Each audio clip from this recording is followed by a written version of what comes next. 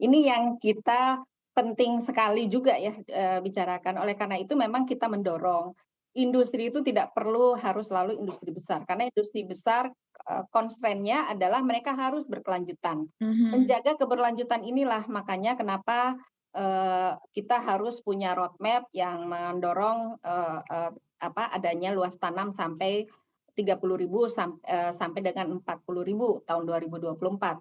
Agar Mhm. supaya industri besar, kayak misalnya industri tepung terigu yang besar itu punya bahan baku yang berkelanjutan. Mmm. Ini yang harus dijaga. Once mereka sudah campur 15%, 10% itu harus berkelanjutan produknya.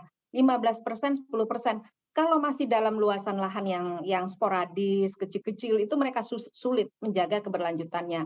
Oleh karena itu memang kita dorong saat ini adalah digunakan oleh masyarakat, oleh rakyat. Industri sederhana, industri rumah tangga diharapkan bisa memproduksi, sorghum itu menjadi tepung terigu ataupun Mhm. menjadi produk-produk lainnya. Nah, ini yang harus bertahap dikembangkan. Karena kalau, kita langsung dorong karena, eee, tanaman, sorghum ini kita yakin karena kan wilayah kita memang sudah tersebar luas, tumbuh di daerah-daerah yang cukup remote sekarang ini karena banyaknya komoditas-komoditas lain yang sudah lebih dulu menjadi tanaman konvensional kita dan sangat penting di negara kita, sehingga sorghum kita harapkan paling tidak dikelola oleh industri rumah tangga, kemudian kita dorong adanya misalnya koperasi-koperasi, koperasi petani dan lain-lain untuk mengembangkan industri sorghum di wilayah. Jadi, industrinya ada di sekitarnya dan kemudian dalam bentuk setengah jadi atau barang jadi, bisa dimasukkan kalau misalnya memang bisa masuk ke industri secara berkelanjutan, akan masuk ke industri secara berkelanjutan. Kalau tidak juga bisa dikembangkan oleh masyarakat Iya. untuk pangan rakyat itu sendiri di sekitarnya.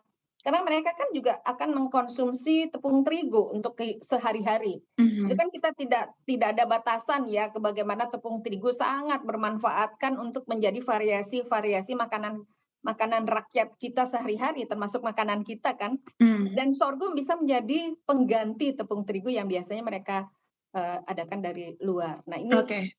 iya, untuk off taker tentu saja kita perlu bertahap.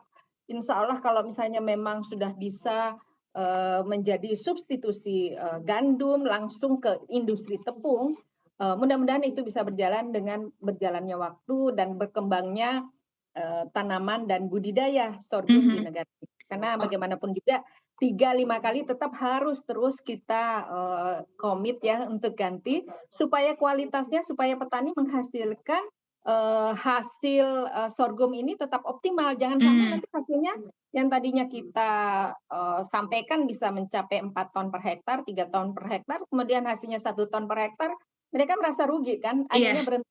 Nah, ini yang kita harus jaga, eee, tata kelola good agricultural practice sih di, sorghum ini tetap, bisa dipahami oleh masyarakat kita yang mengembangkan sorghum. Baik, Bu. Berarti Bulog ataupun ID Food ini bisa jadi off taker nggak sih, Bu?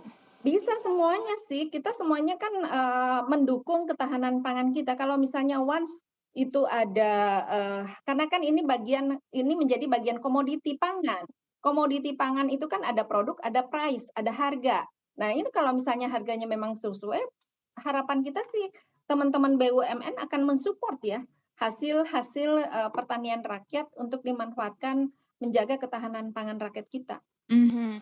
Bu, boleh dong Bu dikasih gambaran ini harga, sorghum ini yang bisa didapatkan oleh petani itu berapa sih Bu, per kilogramnya gitu kira-kira Bu, dari hasil panennya?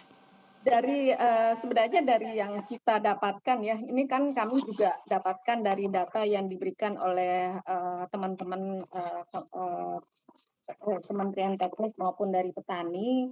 Kalau tidak salah itu, kalau dia produksinya itu masih, produk yang belum disosok itu hasilnya, 3.800-an ya, Oke. tapi kalau sudah disosok, itu bisa menghasilkan 15.000 per Per kilo. kilo?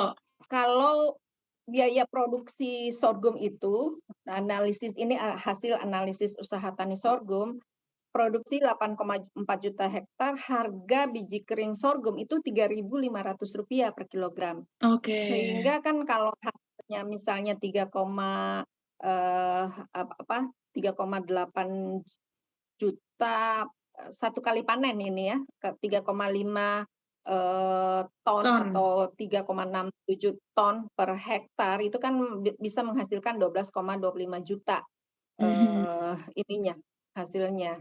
Jadi tapi kalau sudah diolah dan menjadi biji kering sosoh, itu, harganya bisa naik. Naik 5 kali lipat ya, Bu, ya? Hampir 5 kali lipat, 15.000. Jadi cukup tinggi sebenarnya. Jadi ini Mhm. yang kita dorong agar petani nanti bisa mendapatkan, industri-industri untuk menghasilkan biji kering sosoh Mhm. dari sorghum ini. Mudah-mudahan nanti kita bisa, mengembangkan baik dengan melalui KUR ataupun lain dalam bentuk koperasi dan lain-lain, agar supaya memang petani bisa mendapatkan produksi yang lebih optimal ya, hasil Iya, produksi yang optimal. baik. Dengan mengolahnya bukan hanya menghasilkan biji kering, tapi juga, biji kering sosoh